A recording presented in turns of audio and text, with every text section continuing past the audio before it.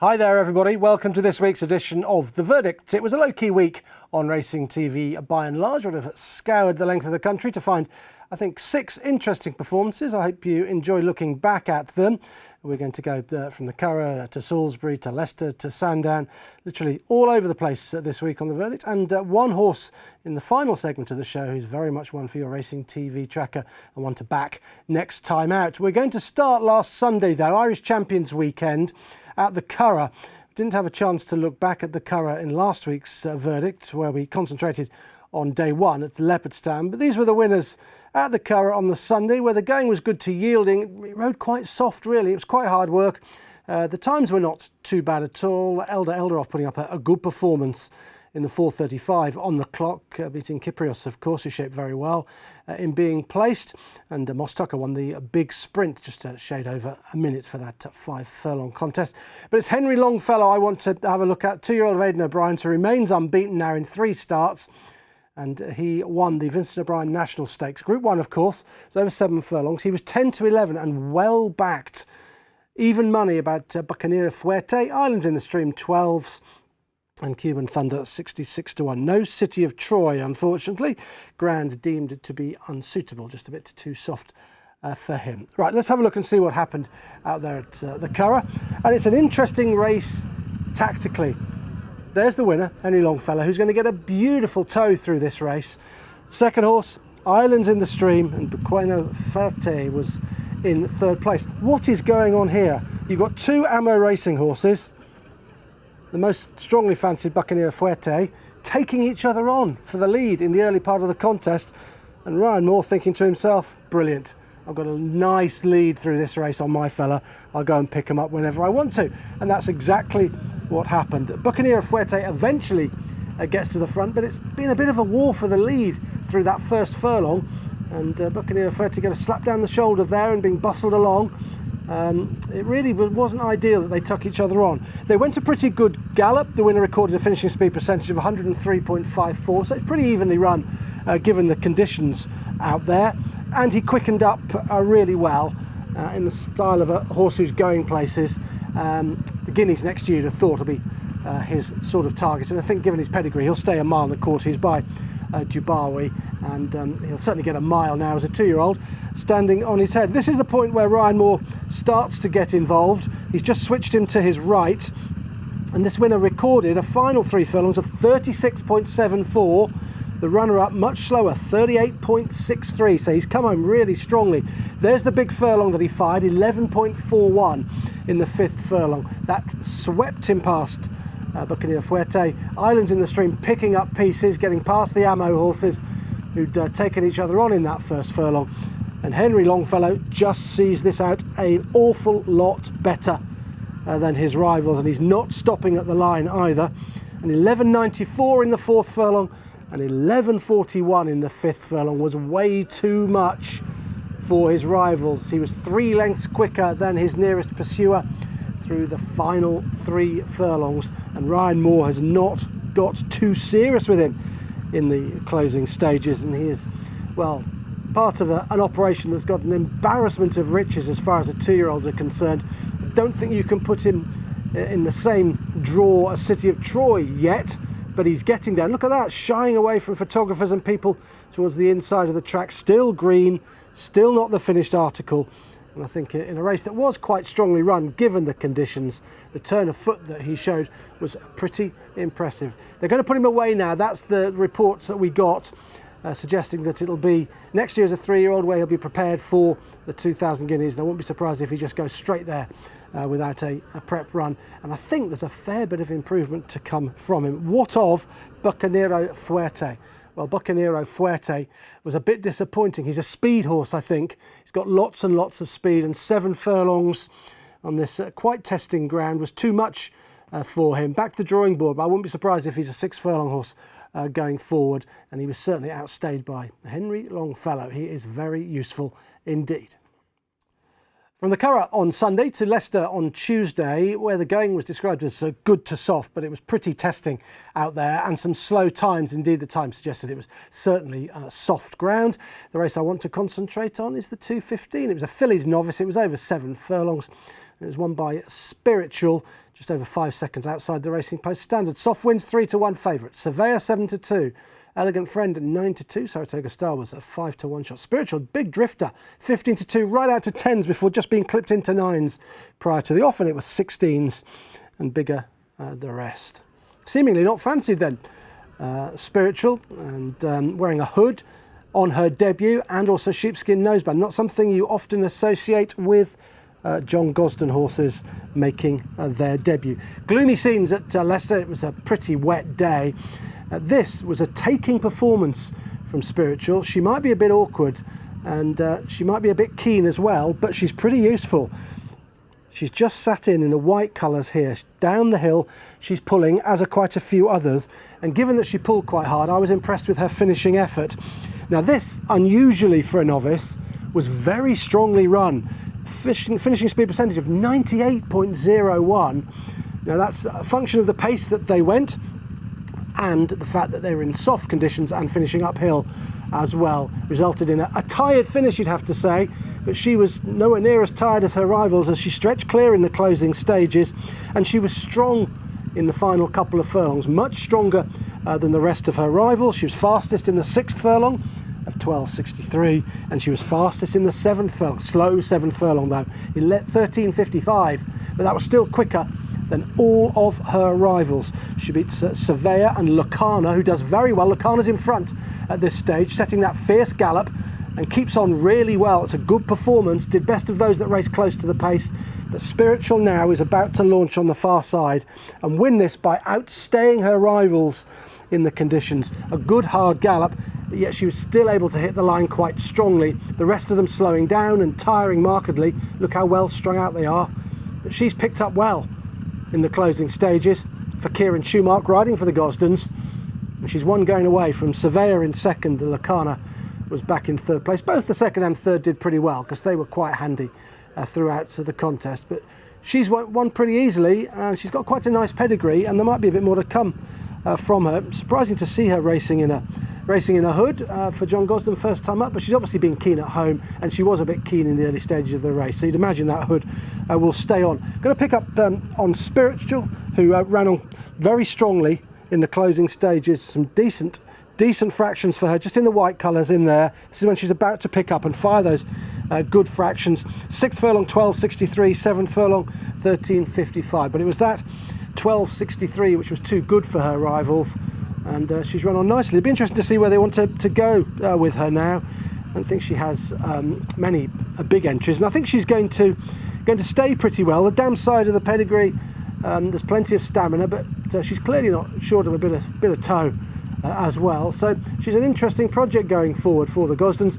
And it was also interesting that Kieran Schumacher was on board. He has a burgeoning relationship with the Gosdens, Kieran Schumacher, and he might be the man who's going to take up the mantle once Frankie retires and ride most of the Gosden horses. We don't know that's for sure, but he's certainly picking up plenty of rides for them now, and this is quite a useful horse. Keep an eye on Lucana going forward, just weakening into 3rd, set that strong gallop and stayed in the mix for quite a long time. She might be quirky, she might be awkward, and she might pull in the early parts of her race, but she's got an engine and she's worth following going forward. The name, Spiritual.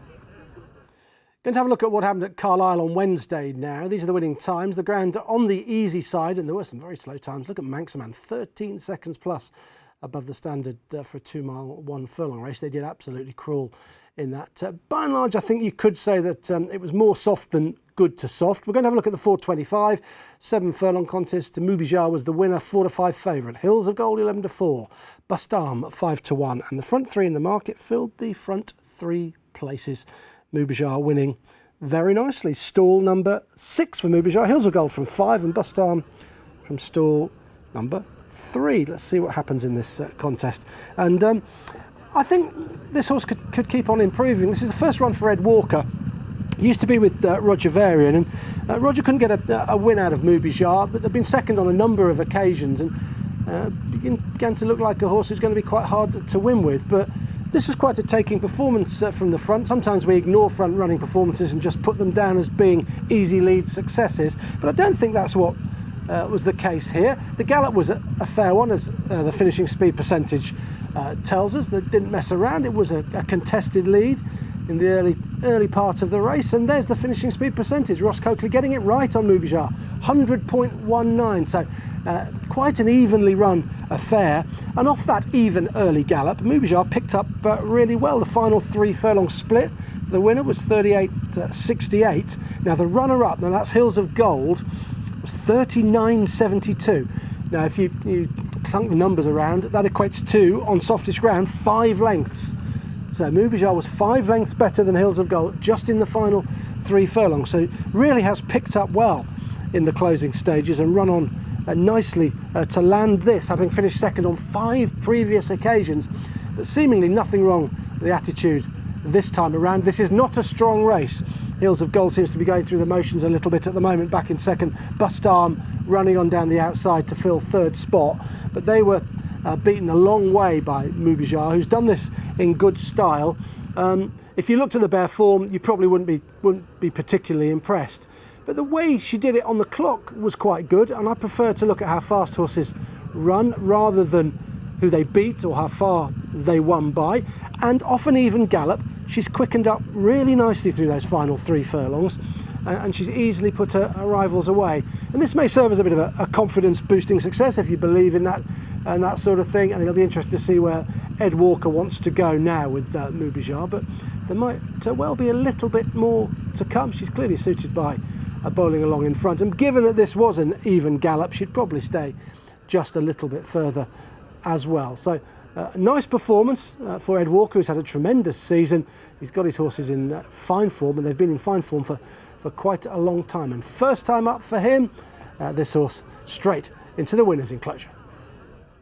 Okay, let's make our way from Carlisle to Punchestown now to have a look at a 2-year-old filly who won the opening contest over 7 furlongs last week for Ger Lyons and Colin Keane. It's a very taking performance. Here's the winning times for you. Perfect Poise stands out as a good time. That was a handicap and completed a double on the card for the Ger Lyons team. But it's Rising Sign who I want to concentrate on, 0.69 above standard. Overall, those times suggested the ground was better than good to yielding. It was certainly good ground according to those times, if not a little bit quicker than that, and that's why we got some very good times throughout the card. Let's have a look at the market then for that opening race. Rising Sign was the second favourite at 9-4. Favourite was Grand Job, who was thought good enough to run in a Group 2 at the Curragh on this one's second start, and was favourite for Joseph O'Brien. Then Rising Sign, Camelot Alexander 11-2, well backed, and 11-2 Greenfish, Belanda 14s, 20s, and bigger the rest. This is a good performance. This is a very nice filly. Rising Sign, get her in your racing TV tracker. You don't want to miss her, but she's going to be very much up in grade after this performance. Now, like most Ger Lyons horses, she very much knew her job on debut, but she was still quite green in the closing stages, where she quickened up in eye-catching fashion. Now, we don't have course track sectionals for this particular race at Punchestown. It's a shame we don't, but one day we will. But visually, this is really, really impressive. The final time, which we just had a look at, was good, 1 minute 28.69. And I'm sure if we did have sectionals, you would see that she quickened up very smartly in the final couple of furlongs. She's not in a great position at this point. We'll just pick her out there against the rail.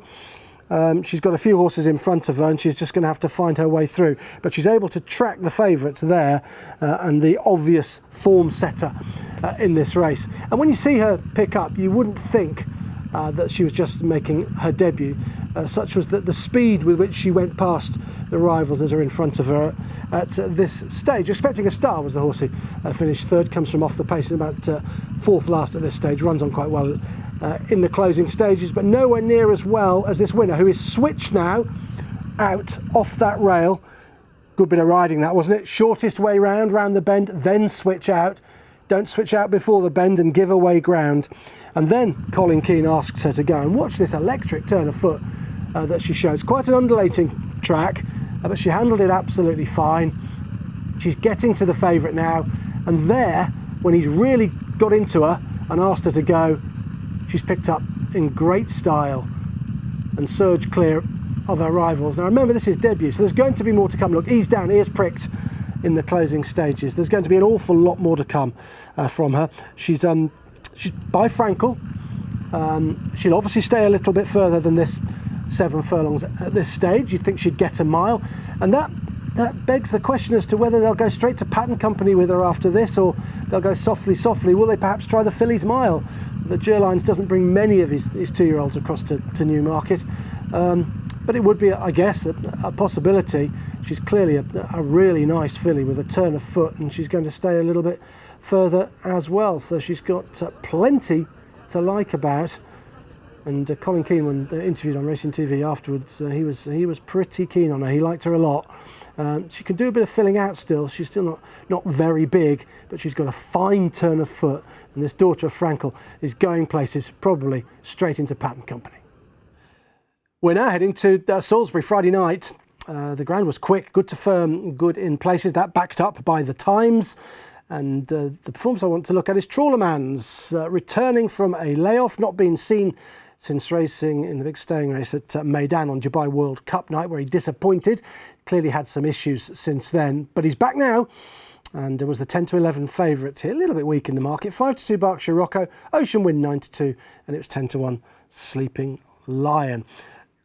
Right, let's take it from the start. Flip start, of course, for this trip at Salisbury. They head down the home straight, round the loop, and then back home thereafter. And Trawlerman jumps out to make every yard of the running here.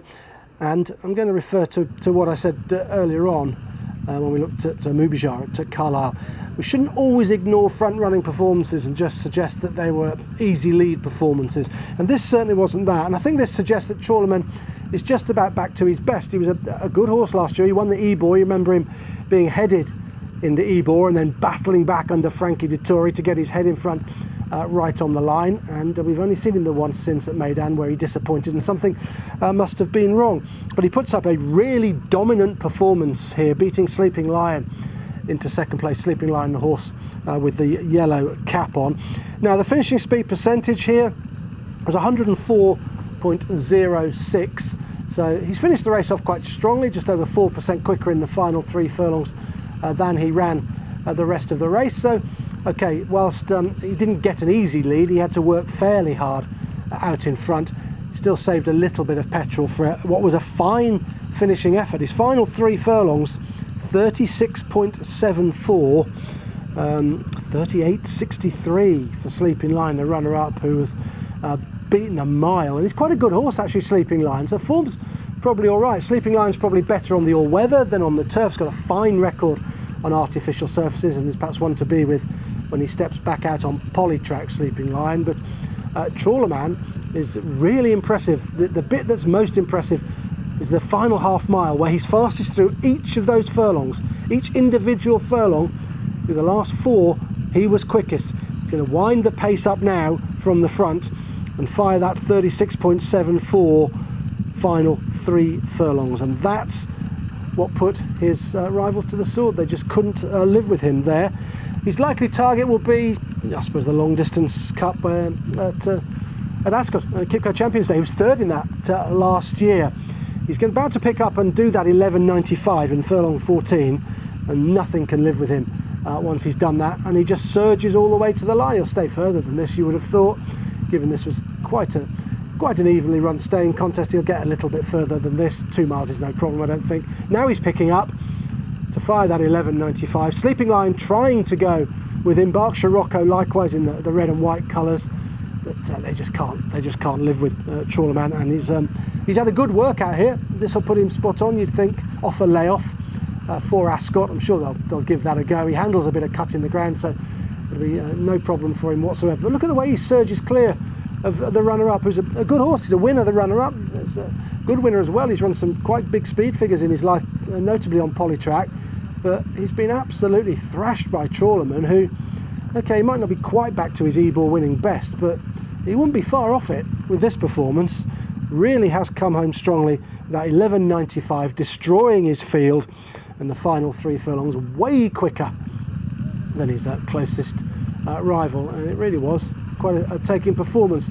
See the form book and it'll say made all and pulled clear, and you perhaps would want to mark him down because he got his own way, but he didn't go that steady. It's not like he absolutely crawled in front and then had a positional advantage and sprinted clear. He went a pretty even gallop, and then his class just surged him clear through the final half mile. So I was pretty impressed, despite the small field and perhaps the rather dodgy nature of the form. But I liked what he did on the clock. He was pretty impressive in those final 3 furlongs. And I suppose all roads now lead to Ascot for Trawlerman and the Stayers, in which he was 3rd last year. There might be more to come from him.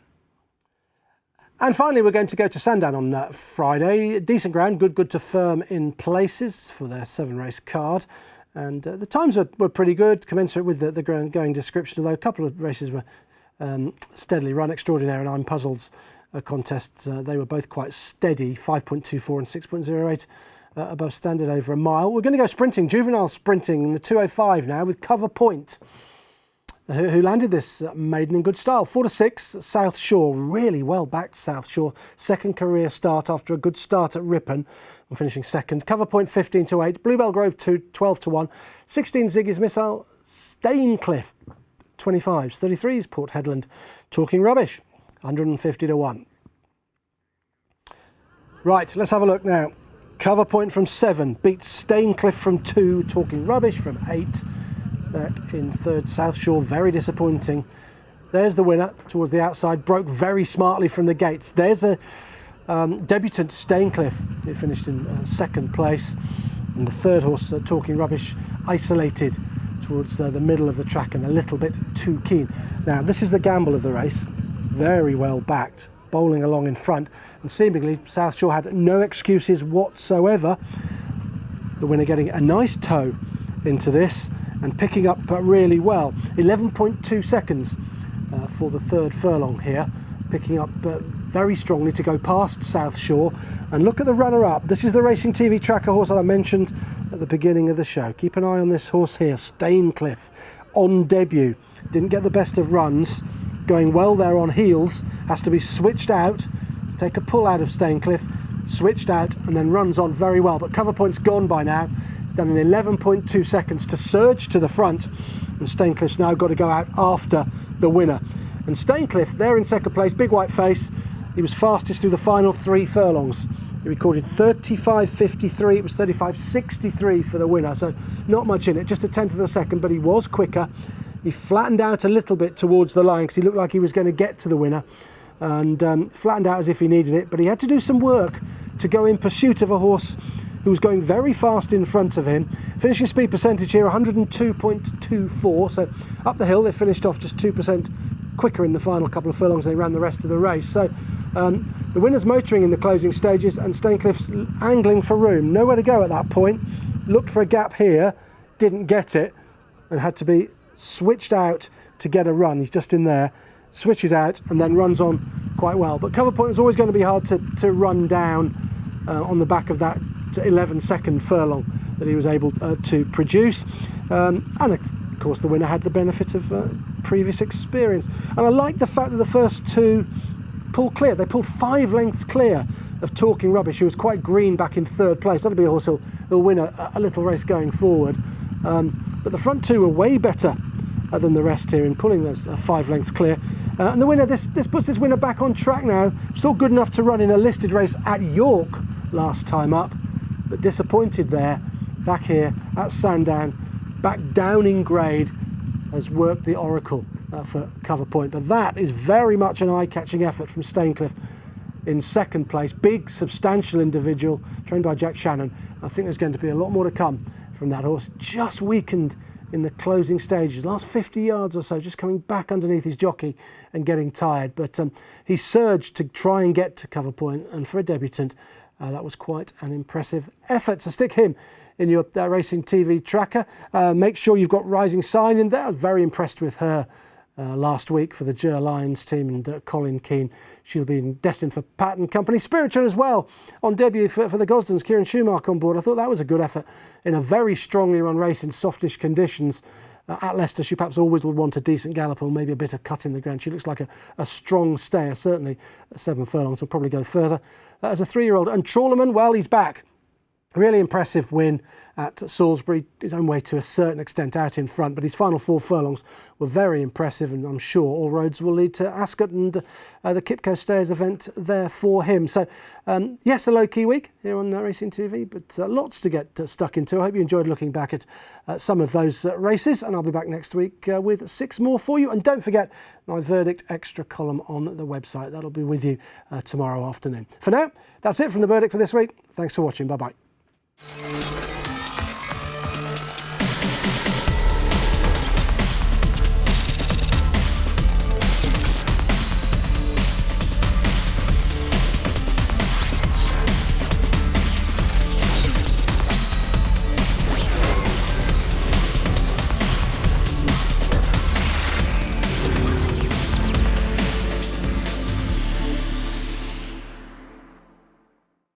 Subscribe to Racing TV's YouTube channel now to watch more great races like this.